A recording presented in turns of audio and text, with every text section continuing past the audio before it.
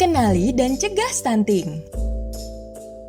Tahukah Anda, 30% anak-anak Indonesia memiliki tinggi badan di bawah rata-rata anak seusianya. Kondisi ini dinamakan stunting atau kurang tinggi. Penyebab utama stunting adalah kekurangan gizi berkepanjangan selama 1000 hari pertama kehidupan atau HPK. 1000 HPK dihitung mulai dari konsepsi atau saat sperma membuahi indung telur, masa bayi dalam kandungan, dan fase bayi lahir hingga berusia 2 tahun. 1000 HPK merupakan masa yang penting bagi pertumbuhan anak. Selain disebabkan kekurangan gizi, stunting juga bisa disebabkan oleh penyakit infeksi yang dapat disebabkan oleh konsumsi pangan yang tidak aman. Stunting berdampak pada perkembangan mental dan pola pikir yang tidak maksimal, sehingga menghambat kemampuan berpikir dan berperasaan yang selanjutnya bisa menghambat kemampuan di sekolah dan di pergaulan sosial. Perkembangan fisik yang tidak maksimal dapat menyebabkan terbatasnya kemampuan fisik serta masalah kesehatan lainnya.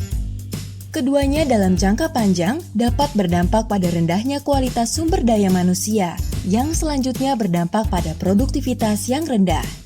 Menurut Badan Kesehatan Dunia atau WHO, pemberian makanan pendamping yang tidak memadai, termasuk makanan yang terkontaminasi, menjadi salah satu faktor penyebab stunting pada anak yang perlu dipertimbangkan. Keamanan pangan merupakan kondisi dan upaya agar pangan yang dikonsumsi bebas dari 3 bahaya, yaitu bahaya kimia, biologis, dan fisik.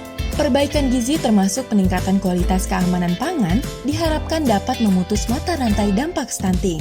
Konsumsi makanan yang aman, bebas dari 3 bahaya, akan mendukung tumbuh kembang yang optimal. Sedangkan pangan yang tidak aman dapat menyebabkan kerusakan usus, perlambatan penyerapan sari-sari makanan, serta menurunkan daya tahan atau imunitas tubuh. Jika hal ini terjadi terus-menerus, maka dapat menyebabkan anak menjadi terhambat tingginya atau stunting. Untuk itu, pastikan kebersihan bahan pangan dan hindari 3 bahaya pada pangan. Pengolahan MPASI atau makanan lainnya harus bersih dan higienis. Rajin mencuci tangan, dan perhatikan juga kebersihan lingkungan agar anak terhindar dari berbagai penyakit infeksi.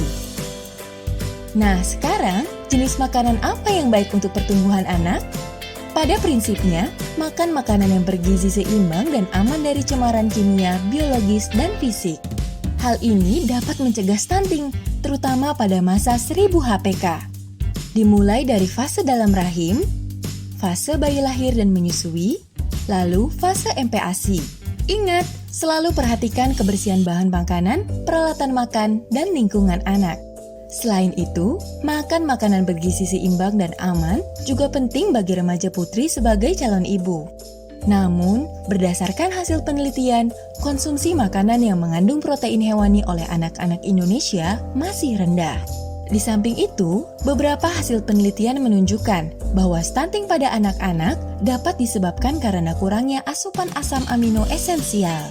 Asam amino esensial bisa didapat dari makanan yang mengandung protein tinggi seperti ati, telur, dan ikan. Namun perlu diingat, produk daging, unggas, ikan, dan susu merupakan pangan resiko tinggi karena kandungan protein pada pangan tersebut dapat memudahkan tumbuhnya bakteri, sehingga pemilihan, penyimpanan, dan penyajiannya harus tepat dan seksama. Untuk itu, ayo Bapak Ibu, kita cegah stunting. Berikan ati, telur, ikan, dan berbagai protein lainnya, hindari 3 bahaya pada pangan, serta selalu jaga kebersihan agar mendukung tumbuh kembang anak yang optimal. Aman makanannya, sehat anaknya.